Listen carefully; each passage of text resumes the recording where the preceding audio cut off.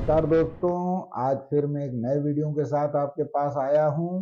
और पिछले वीडियो में मैंने आपको बताया था पुलिस हाउसिंग घोटाला भाग 2 में जनार्दन सिंह का और दिलीप गोविंद सजनानी का जो गठजोड़ है उसने किस तरह से तुलसी सिंह को, एक जो ठेकेदार है, उसको, अपने साथी को कैसे इन लोगों ने ठगा था और उसके लाखों रुपए हड़प कर लिए हैं।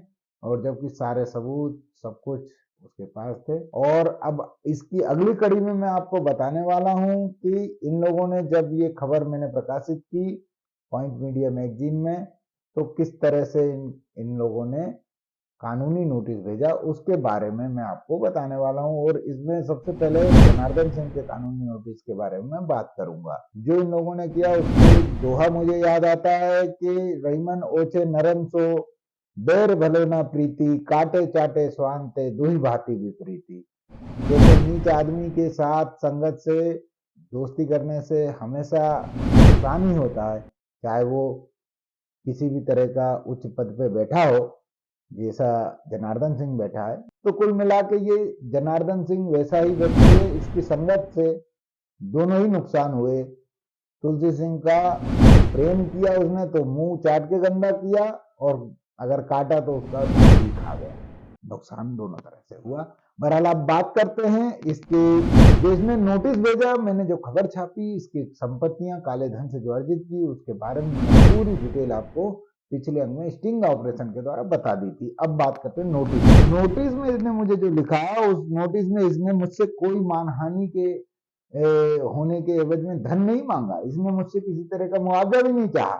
इसने केवल ये चाहा कि मैं किसी समाधान कारक परिस्थिति को निर्मित करूं, इसके पास लेके जाऊं वो साधन, वो दस्तावेज, वो वीडियो लेके मैं इनके पास पहुंचूं, इनके कार्यालय में पहुंचूं या इनसे संपर्क करूं, जिसमें कि इनका ये समाधान कारक व्यवस्था बनाए। उसका कई जगह इसने उल्लेख किया। ये दस्तावेज आपको स्क्रीन पे दिख रहा होगा। अगला आपको मैं इसके बता रहा हूं, पॉइंट वाइज बताऊंगा कि क्या क्या इसने मुझे लिखा, और 8 पेज के नोटिस में इसने कितनी बकवास लिखी है वो भी आपको मैं बता रहा हूं। कानूनी नोटिस के रूप में क्या बकवास लिखी है इसने मुझे नोटिस में भेजा कि तुलसी बिल्डकॉन और आपके द्वारा मेरे ऑफिस में आके ब्लैकमेल किया गया। मुझे पिछली मैगजीन दिखाई गई और मुझसे कहा गया कि ऐसी ही आपके खिलाफ खबर छापूंगा, अन्यथा आप मुझे हर महीने पैसा दीजिए। ये मैंने उसको कहा, ऐसा उसने कहा। जबकि वीडियो पिछले आपने देखे कि इससे जो मेरी चर्चा हो रही है, सारी चर्चा सिर्फ तुलसी के पैसे वापस करने पे इसने की और कराई।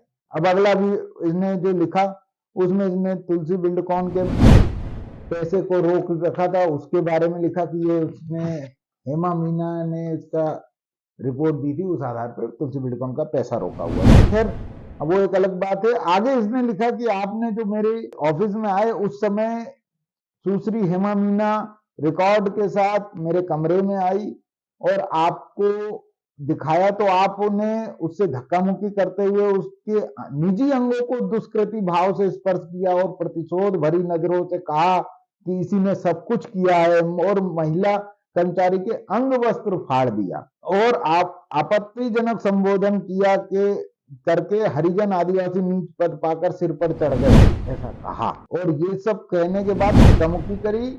मैंने उनके कार्यालय में अफरा तफरी मच गई, मारपीट करी, तो लोग बचाने आए तो लोगों को भी मैंने मारा, और इस तरह से अपमानित अशोभनीय प्रदर्शन हुआ, और इस कारण से ये पूरा घटनाक्रम घटा है। तो आप उसका समाधान कारक कारण प्रस्तुत करें, ये लिखता है ये।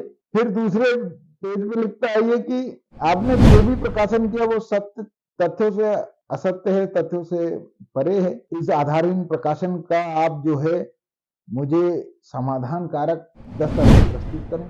तीसरी जगह फिर वो लिखता है कि सारे प्रमाणित दस्तावेज लेकर साक्ष्य के साथ सत्ता को प्रमाणित करने एवं प्रकाशित अंशों का समाधान करने के आग्रह सहित आपको लीगल नोटिस देने का निर्णय लिया है। आग्रह भी कर रहा है और लीगल नोटिस भी दे रहा है। अब फिर तीसरी जगह फिर लिख रहा है कि मैं नोटिस प्रदाता आपको लीगल नोटिस दे रहा हूं कि आपके संबंध सभी दस्तावेज लेकर साक्ष्य प्रमाण मुझे अपनी पत्रकारिता के माध्यम से उपलब्ध कराकर पत्रिका में प्रकाशित आवरण कथा के विषय वस्तु और जमीन स्वामित्व के संबंध में उपलब्ध कराएं, और प्रत्येक अंश का प्रमाण उपलब्ध कराकर मुझे समाधान करें। फिर लिख रहा है ये दूसरी जगह बोल रहा है कि मैं फिर से आपसे आग्रह कर रहा हूं कि सारे सब कुछ सत्यापन में 15 दिवस के अंदर भेजें और रजिस्टर्ड डाक से भेजकर समाधान करें। ये किस तरह का समाधान चाह रहा है? जगह जगह मुझसे समाधान मांग रहा है। इस पूरे नोटिस में इसने 8 पेज के नोटिस में केवल समाधान मांगते हुए ये नोटिस भेजा है। और फिर लिख रहा है एक जगह चौथे पेज पे इसने लिखा आधारभूत साक्ष्य एवं प्रमाण उपलब्ध कराना आपका दायित्व है अतः आप उपलब्ध कराकर मेरा समाधान करें अथवा प्रतिवाद करें, क्षमा याचना करें। ये क्या चाह रहा है? ना क्षमा याचना करने लायक कुछ स्थिति पैदा कर रहा है, ना समाधान लायक, ना अपने प्रमाण पत्र दे रहा है कि मैंने ये जो संपत्ति अर्जित की वो कहां से अर्जित करी है, कुछ इसने दस्तावेज नहीं दिए। दूसरी बात है कि इसके सारे नोटिसों में कहीं पे भी कोई लीगल इसने तथ्य नहीं दिए। ये लिखता है कि मेरे फार्म हाउस नहीं है, बिलखिरिया का फार्म हाउस इसका नहीं है, उस जगह पे इसके फोटो, इसके वीडियो, इसकी गाड़ियां खड़ी हैं, जो खुद वहां पे खड़ा है। वहां के कर्मचारियों ने कहा कि ये जब जनार्दन सिंह का फार्म हाउस है, उसके वीडियो मेरे पास उपलब्ध है। फिर भी इसने नहीं बताया कि वो कैसे वो कह रहा है कि ये जगह मेरी नहीं है। उसके पास रजिस्ट्रियां उसकी उपलब्ध है हमारे पास, जो रजिस्ट्रियों में उसने दस्तावेज लगाए हैं जिनमें उसके नाम से उस जगह की रजिस्ट्रियां सब हमारे पास उपलब्ध है। उसने किसी भी तरह का दस्तावेज पॉइंट मीडिया को या मुझे उपलब्ध नहीं कराया, ना डाक से भेजा।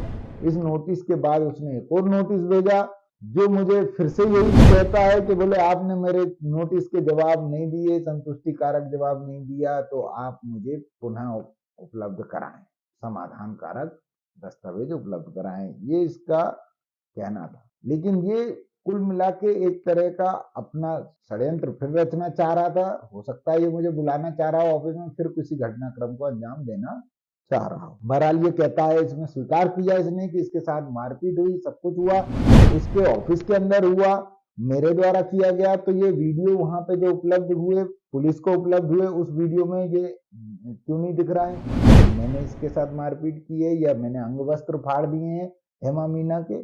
और हेमा मीना के कपड़े फटे हैं तो वो फिर किस तरह से थाने में बैठी है मैं कपड़ों के पूरे कपड़ों के साथ, जिन कपड़ों में वो गई थी, जिन और मेरा चूंकि उससे किसी तरह का इंट्रोडक्शन भी नहीं था, ना मैं उसको जानता हूं, ना मेरा पास उसका कोई नंबर है, ना मेरी मुलाकात है, फिर भी इसने फर्जी एफआईआर का एक पूरा षड्यंत्र रचा टीआई के साथ मिलकर। बहरहाल इस पूरी खबर में हेमा मीना का जो भाग है, हेमा मीना ने जो मुझे नोटिस भेजा है, उसका पूरा उल्लेख अगले एपिसोड में आपको बताऊंगा। बहरहाल ये इस नोटिस से ये सिद्ध हो रहा है कि जनार्दन सिंह ने मेरे साथ जिस तरह की झूमाझटकी की और जिस तरह की मारपीट करने की कोशिश की, मेरे खिलाफ जो षड्यंत्र रचा, उसमें जनार्दन सिंह मुख्य भूमिका में है। वो खुद स्वीकार कर रहा है, लेकिन ये खुद कभी ना थाने गया, ना किसी तरह की मेरे खिलाफ इसने व्यक्तिगत रूप से कोई शिकायत की। तो इसका षड्यंत्र ही खुलासा करता है, इसका चरित्र बताता है कि ये किस तरह से षड्यंत्र रच रहा था। हेमा मीना और इसके आगे दिलीप गोविंद सजनानी का नोटिस किस तरह से षड्यंत्रकारी है, उसका भी खुलासा मैं अगले एपिसोड में करूंगा। अंत में मैं फिर आपसे कहूंगा कि आपसे ये जो मेरा एक दोस्ताना व्यवहार बना है वीडियो के माध्यम से, मैं आपसे जुड़ा हूं। आपसे निवेदन है कि मेरे इस चैनल को सब्सक्राइब करें, लाइक करें, वीडियो शेयर करें अपने लोगों में। कबीर कहते हैं मित्रों कि साधुन की झोपड़ी भली, ना साकुट को गांव, चंदन की कुटकी भली, ना बाबुल बन रहा हूं। मतलब साधु की झोपड़ी भी बहुत अच्छी है रहने के लिए, बशर्ते कि दुष्ट कपटी नीच लोगों का गांव भरा हो, उसमें आपको रहने को मिल जाए बंगला, वो भी आपको फलित नहीं करेगा। जैसे चंदन का छोटा टुकड़ा भी आपको मिल जाए वो ज्यादा बेहतर है बनिस्बत की बबूल के पेड़ का पूरा जंगल मिल जाए। तो इसी के साथ दोस्तों आपसे इजाजत लूंगा, अगले वीडियो के साथ फिर मिलूंगा। नमस्कार।